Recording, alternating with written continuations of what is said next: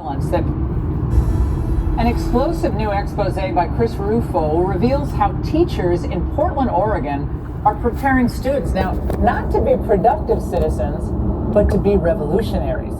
Rufo writes, the political education programs in Portland area districts constitute a training ground for child soldiers. This is not hyperbole.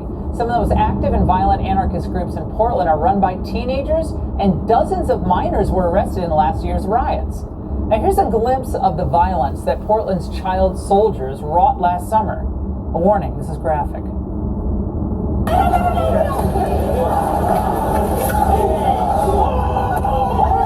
Stop!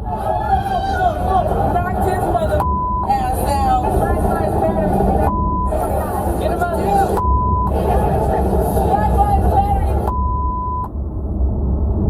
The person you saw kicking the victim in the head was 14. Joining me now, Chris Rufo, Manhattan Institute Senior Fellow, contributing editor at City Journal. Chris, even though Portland is about as far left as any major city can get, why should every American be concerned across the country about the indoctrination going on in the schools there?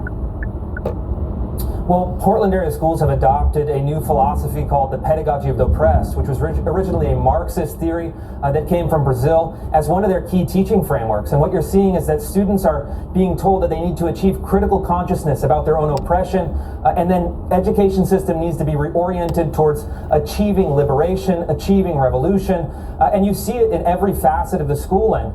And I think what's most important and most damning is that not only were many children arrested during those riots, but actually many Portland public school teachers were arrested. And through my reporting, I've shown that some of these teachers, despite being arrested for violent riots, are still employed by the district. They've doubled and tripled down on revolutionary rhetoric, and that's exactly what they're pushing to the youngest people in our society. Yeah, and meanwhile, if you ate a hot dog near the Capitol on January 6th, like, you could be in solitary confinement. I mean, that's an exaggeration, but you know, you're immediately suspect.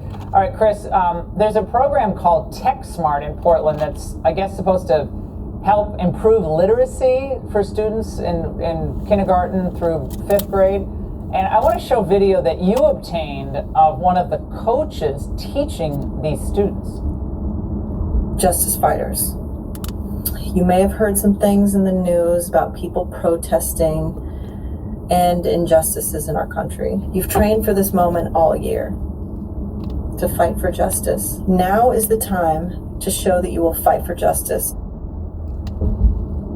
Chris, what does this have to do with improving literacy?